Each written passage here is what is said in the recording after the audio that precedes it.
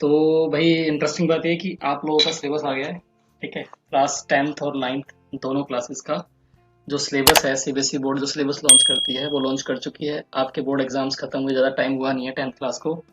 और 9th class promoted जो 8th class वाले बच्चे 9th में गए हैं, उन सभी का सिलेबस आ गया है। तो देखो, सिंपल सी बात है कि बोर्ड एग्जाम्स जितने भी होते हैं वो सीबीएसई के सिलेबस पे बेस्ड होते हैं। सारे सैंपल पेपर जो प्रिंट होंगे वो इसी पे बेस्ड होकर प्रिंट होंगे। तो अपने सिलेबस को जो सीबीएसई बोर्ड पेपर बनाने वाला बोर्ड है उसने खुद लॉन्च किया है, उस सिलेबस को पढ़ना और समझना बहुत इंपॉर्टेंट है। मैं आपको इसी चैनल पे सभी के सभी जो पेपर्स हमारे हैं, जो आपका सिलेबस आया है, वो मैं डिस्कस करूंगा। आज हम मैथ्स का सिलेबस डिस्कस कर रहे हैं फॉर क्लास 9। ठीक है, नेक्स्ट वीडियो 10th की आएगी, फिलहाल ये क्लास 9th के लिए है। तो पहले तो आप ये समझिए कि सिलेबस में जो चीजें ऐड की गई हैं या जो चीजें हैं, पहली बात तो सिलेबस अनचेंज्ड है। दूसरा, जो सिलेबस में चीजें ऐड की गई हैं उनको हमें थोरली स्टडी करना बहुत जरूरी है। लॉजिक उसके पीछे ये है कि हमारे पास जो है ना, जो पेपर बनना है आपका या जो भी हमारी चीजें क्रिएट होनी है ना, जो बोर्ड एग्जाम्स में आ सकती हैं वो सारी की सारी इसी से बनने वाली, इसी पैटर्न पर बनी। तो पहले समझिए आप हमारा कोर्स स्ट्रक्चर क्या है सीबीएसई क्लास 10 9th का सिलेबस का। पहली बात तो आपके पास सिक्स हमारे पास जो है यूनिट्स हैं। ठीक है, नंबर सिस्टम जो कि हमारा 10 मार्क्स का आएगा। नंबर सिस्टम में कौन कौन चैप्टर आते हैं भी डिस्कस हम करेंगे। एलजेब्रा हमारा आएगा 20 मार्क्स का, उसमें भी कौन कौन से चैप्टर्स आते हैं वो भी डिस्कस करेंगे हम। कोऑर्डिनेट ज्योमेट्री में एक ही चैप्टर है मेरे ख्याल में, 4 मार्क्स का है आपका। उसके अलावा ज्योमेट्री आपकी आएगी 27 मार्क्स की, एंड मेंसुरेशन आएगा आपका 13 मार्क्स का, और स्टैट्स आएगी आपकी 6 मार्क्स की। तो आपको यहाँ पे कोऑर्डिनेट ज्योमेट्री में एक ही चैप्टर है हमारा, और स्टैट्स में एक ही चैप्टर है हमारा, चैप्टर नंबर 14 जो हुआ करता था पहले, 13 हो गया है। तो ये चैप्टर नंबर ये आपका 6 मार्क्स का आएगा। इस प्रकार से आपके टोटल 80 मार्क्स का पेपर होगा। 20 मार्क्स आपके स्कूल वाले आपको प्रोवाइड करेंगे, जिसमें आपकी कॉपी या आपके असाइनमेंट्स वगैरह वगैरह, उन सभी को मिलाकर 20 नंबर आपको दिए जाएंगे स्कूल से। 20 में से जो भी मिलते हैं आपको, जहाँ तक अंदाजा है, अगर आप प्राइवेट स्कूल्स में हैं तो आपको जो है 19 कहीं नहीं गए आपके, 20 में से 19 100% मिल जाते हैं। और अगर आप गवर्नमेंट स्कूल में हैं तो आपको 16 17 18 के आसपास मार्क्स मिल जाएंगे उसमें भी। तो ये 80 मार्क्स के पेपर में, मैथ्स के पेपर में 9th क्लास के, आपको देखना है कौन कौन से चैप्टर्स और उसमें भी क्या क्या चीजें इंपॉर्टेंट है। जो आप पूछते हैं ना, बाद में पूछते हैं इंपॉर्टेंट चीजें क्या है, इंपॉर्टेंट चीजें यहीं से निकल के आती हैं। भाई जो चीज सीबीएसई बोर्ड ने खुद लॉन्च करी है वो उससे हट के पेपर तो बनाएगा नहीं, सिंपल सा फंडा है ना। जैसे हमारे नंबर सिस्टम में हमारे पास चैप्टर कौन कौन से आ रहे हैं, चैप्टर नंबर 1 हमारा इसके अंदर आ रहा है, और वो अपने आप में कितने मार्क्स का है, 10 मार्क्स का, याद रखिएगा। रियल नंबर्स के नाम से हमारा चैप्टर है, पहला फर्स्ट चैप्टर हमारा है रियल नंबर्स के नाम से। यहाँ 18 पीरियड लिखे हैं, इसका मतलब ये है कि इसको 18 पीरियड्स चाहिए स्टडी करने के लिए। ऑल्दो आपके स्कूल टीचर्स इतना टाइम देंगे नहीं इस पे, ठीक है, बट फिर भी इसको कम से कम नहीं तो 8 से 9 घंटे चाहिए चैप्टर को खत्म करने। ठीक है, इसमें क्या क्या आपके एग्जाम में आ सकता है या आएगा वो हम डिस्कस करते हैं। जैसे पहली बात बोली गई है कि आपको रिप्रेजेंटेशन सीखना है नेचुरल नंबर्स का, इंटीजर्स का और रेशनल नंबर्स का नंबर लाइन पे, है ना। आपको रिप्रेजेंटेशन सीखना है किस चीज का, नंबर लाइन पे दिखाना सीखना है। इंटीजर दिखाने आपको आते हैं पहले से ही, रेशनल नंबर्स कैसे दिखाए जाते हैं नंबर लाइन पे, ये आपको इसमें सीखना है। रेशनल नंबर्स एज रिकरिंग और टर्मिनेटिंग, है ना। कई बार आप 22/7 को डिवाइड करोगे तो वो कभी टूटेगा नहीं।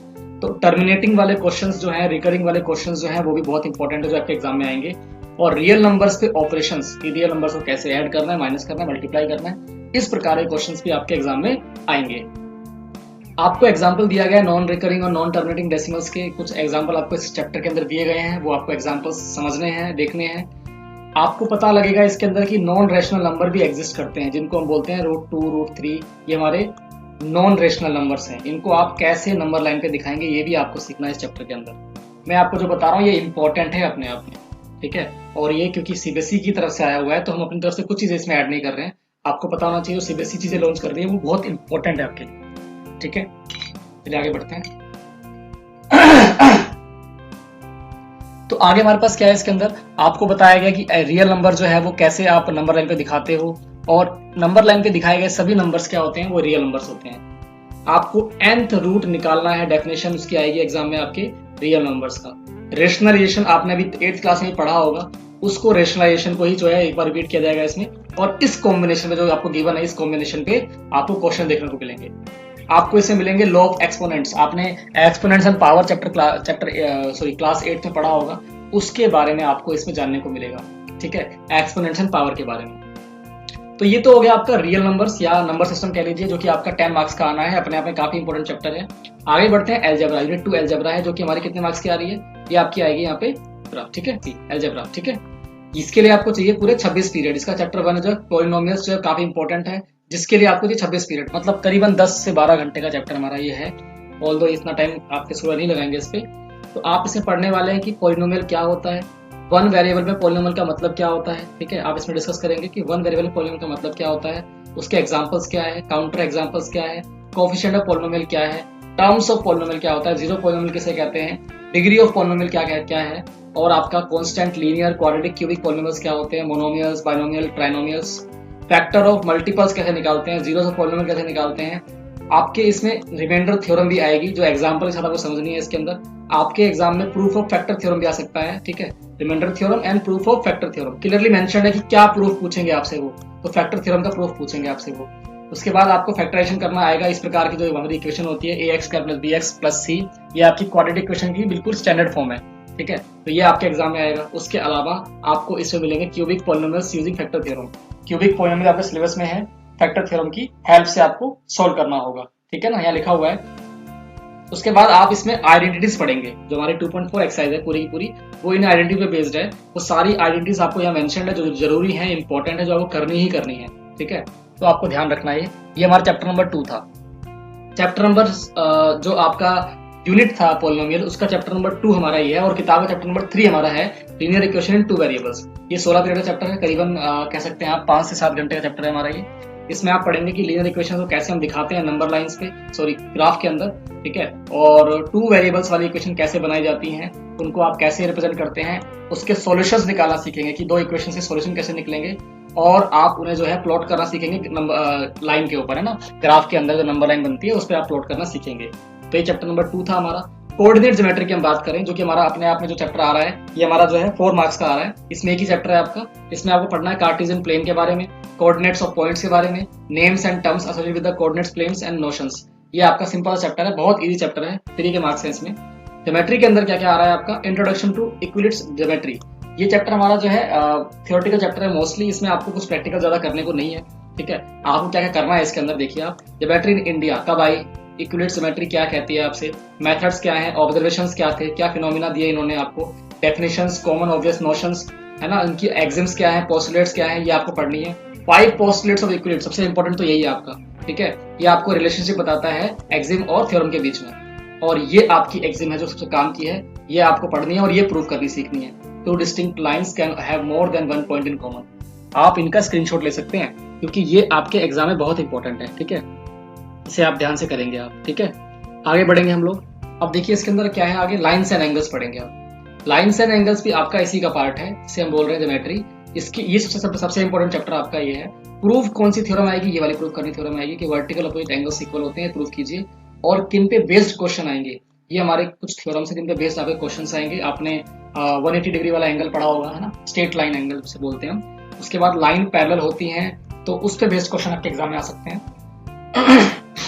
आगे बढ़ेंगे हम, ट्रायंगल्स की हम बात करते हैं। अगला चैप्टर हमारा ट्रायंगल्स है, ज्योमेट्री का ही पार्ट है, याद रखिएगा। ज्योमेट्री चल रही है हमारी, 20 मार्क्स ज्योमेट्री आनी थी, हमने ऊपर देखा था। 20 मार्क्स की हमारी ज्योमेट्री आएगी, 27 मार्क्स की, सॉरी। तो अब देखिए आप इसके अंदर आप यहाँ देखेंगे कि आपको ट्रायंगल्स में क्या क्या पढ़ना है। ट्रायंगल कॉन्ग्रुएंसी आप सीखेंगे पहली बार 9th क्लास में। कॉन्ग्रुएंसी क्या होती है, ठीक है। आपको जो है कॉन्ग्रुएंसी की सारी थ्योरम पता होनी चाहिए। जैसे यहाँ पे लिखा हुआ ना सास थ्योरम, सास बोलता हूँ इसे मैं, ठीक है। ऐसे है साइड एंगल साइड थ्योरम, ये आपकी जो है असा थ्योरम, यानी एंगल साइड एंगल थ्योरम, ये आपको पढ़नी है इसके अंदर। उसके बाद आप पढ़ेंगे यानी triple S, side side side congruency rule, ये पढ़ना है आपको। आरएचएस पढ़ेंगे आप, right angle hypotenuse side theorem, ठीक है। अभी आपको थोड़ा अलग सा नया सा लग रहा होगा, बट मैं आपको बताना चाह रहा हूँ कि इसी पे बेस्ड आपकी टेक्स्ट बुक्स हैं सीबीएसई की, है ना, एनसीईआरटी बुक्स, और इसी के बेस्ड आपके क्वेश्चन एग्जाम में आएंगे। आपको प्रूव करना सीखना है angle opposite equal sides in triangle are equal.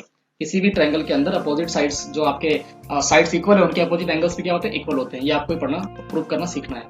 इसी का एक पार्ट है क्वाड्रिलेटरल्स, उसमें आप पढ़ेंगे पैरेललोग्राम के बारे में डिटेल में। कॉन्ग्रुएंट ट्रायंगल्स क्या होते हैं आप ये सीखोगे इसके अंदर, है ना। कॉन्ग्रुएंसी का यूज करना सीखोगे आप इसके अंदर। अपोजिट एंगल्स इक्वल होते हैं, ये भी आपको देखना है इसके अंदर, ठीक है। तो बेसिकली पैरेललोग्राम की सारी थ्योरम जितनी भी हैं आपकी, वो आपको इसमें देखने को मिलेंगी। सर्कल भी इसी का पार्ट है। सर्कल में आपको कोड वाले क्वेश्चन देखने को मिलेंगे कि कोड हमारी कैसे काम करती है, सेंटर जो है वो कहाँ हो सकता है, परपेंडिकुलर वाली थ्योरम जो इसके अंदर होती है, बाइसेक्ट कर इक्वल, ठीक है, इक्वल कोड्स वाली थ्योरम सारी हमारी, और एंगल सबटेंड बाय आर्क वाली थ्योरम इसके अंदर आपको देखने को मिलेगी। Angle in the same segment जो इक्वल होते हैं, ये भी आपको थ्योरम देखने को मिलेगी। ये सारी की सारी थ्योरम आपको देखने को मिलेगी इसी के अंदर, ठीक है ना, जो हमें डिस्कस करनी है इसमें। उसके अलावा देखिए आप इसमें मेंसुरेशन, अगला जो चैप्टर हमारा है मेंसुरेशन, ठीक है। इसके अंदर दो चैप्टर आते हैं आपके, एक तो एरिया आता है, एरिया के अंदर आप पढ़ने वाले हो हीरोन्स फॉर्मूला के बारे में, बड़ा सिंपल सा चैप्टर है ये। इसमें एक क्वेश्चन 100% आपका एग्जाम में आना है। 5 पीरियड्स लिखा है, कायदे से ये 2 पीरियड का चैप्टर है, मतलब ये 1 घंटे चैप्टर है मुश्किल से। और उसके अलावा सरफेस एरिया एंड वॉल्यूम्स पे आपको फॉर्मूले पढ़ने हैं सारे। हेमिस्फीयर इंक्लूड है आपकी बार आपके सिलेबस में, ये आपको सीखना है। यानी आपके जो स्फेयर्स हो गए, हेमिस्फेयर्स हो गए, सरफेस एरिया, सर्कुलर कोन्स हो गई, इनके बारे में समझना है आपको। और स्टैट्स के अंदर क्या आ रहा है आपका, स्टैट्स के अंदर जो है आपके बार ग्राफ्स आएंगे, हिस्टोग्राम्स आएंगे, और आपको फ्रीक्वेंसी पॉलीगन भी सीखने हैं इसके अंदर। तो ये तो आपका सिलेबस था, मार्क्स वाइज डिस्ट्रीब्यूशन आपको ऊपर दिया गया था, आप चाहे तो उसका स्क्रीनशॉट ले सकते हैं। मैं एक बार आपको दोबारा दिखा देता हूँ। ये आपका मार्क्स वाइज जो है डिस्क्रिप्शन है, जो आपको पता होना चाहिए। अब हम देखते हैं पेपर का पैटर्न कैसा आने वाला है, पेपर किस प्रकार से आपका आ सकता है एग्जाम में, ठीक है। तो आप देखेंगे पेपर डिजाइन है ये, सीबीएसई ने पहले से पेपर डिजाइन दे दिया है आपको कि आपके एग्जाम में जो क्वेश्चन आएंगे ना, अंडरस्टैंडिंग वाले क्वेश्चन कितने आएंगे, रिमेम्बरिंग वाले क्वेश्चन किस प्रकार से आएंगे, ठीक है। अंडरस्टैंडिंग में क्या होता है, आप जो फैक्ट आइडियाज को कंपेयर करते हो, ट्रांसलेट करते हो, और रिमेम्बरिंग वाले में कुछ टर्म्स और बेसिक कंसेप्ट आपको याद होने चाहिए, उनके आंसर्स आपको पता होने चाहिए। इस प्रकार के आपके 43 मार्क्स के क्वेश्चन आएंगे, जिनके वेटेज एग्जाम पेपर में 54%। अप्लाई में क्या होता है, आपको जो है ना एक्वायर्ड नॉलेज और मेथड जो आपने सीखे हैं, उन पे आपको अप्लाई करके कुछ क्वेश्चन दिए जाते हैं, ठीक है। केस बेस्ड क्वेश्चन जो है इसी बेस्ड बनते हैं। 19 मार्क्स के क्वेश्चन इस प्रकार से आएंगे, 24% वेटेज है इसकी। आप एनालाइज करने वाले क्वेश्चन जो होते हैं वो आप क्या करते हैं, आपके जो उसमें इन्फ्रेंसेस निकालने होते हैं आपको एविडेंस सपोर्ट के लिए, और उसके अंदर आपको जो है आपने पढ़ा होगा स्टेटमेंट, रीजन या कंक्लूजन वाले क्वेश्चन जो होते हैं, ठीक है। इवेल्यूटिंग वाले, क्रिएटिंग वाले, इस प्रकार के क्वेश्चन आपको 18 मार्क्स के मिलेंगे, 18 मार्क्स के, और एक 22 आपके जो है इसकी वेटेज है परसेंटेज। इस प्रकार से आपके टोटल 100% पूरे हो जाएंगे और 80 मार्क्स का पेपर तैयार हो जाएगा आपका। अब देखिए इंटरनल असेसमेंट कैसे डिवाइड किया इन्होंने। 20 मार्क्स मैंने आपको बताया था इंटरनली मिलेंगे आपको। उसमें क्या होने वाला है, उसमें आपका पेन पेपर टेस्ट होगा, एक तो मल्टीपल असेसमेंट्स होंगे आपके, मतलब आपके जो मिड टर्म एग्जाम्स होंगे या जो भी टेस्ट वगैरह होते हैं, उन सभी को मिला के आपको 10 मार्क्स की वेटेज दी जाएगी। पूरे साल में जितने भी टेस्ट होंगे फाइनल एग्जाम को छोड़कर, उन सभी की सिर्फ 10 मार्क्स की वेटेज है। अगर आप अच्छा परफॉर्म करते आ रहे हैं पूरे साल के टेस्ट में, तो आपको 10 मार्क्स पूरे मिल जाएंगे। उसके अलावा पोर्टफोलियो बनवाया जाएगा आपसे, ठीक है। पोर्टफोलियो में आपकी जो है फाइल बन सकती है, उसके आपके 5 मार्क्स हैं, और लैब एक्टिविटीज जो आपको करवाई जाएंगी उसके 5 मार्क्स हैं आपके। इस प्रकार से 20 मार्क्स पूरे हो जाते हैं, इनमें से आपको मार्क्स दे जाएंगे। तो ये तो था आपका 9th क्लास का मैथ का सिलेबस। मैं इसी प्रकार से सभी बाकी जो आपके सब्जेक्ट्स रह गए हैं उनके सिलेबस ही पोस्ट कर दूंगा, ठीक है। Thank you so much for being here.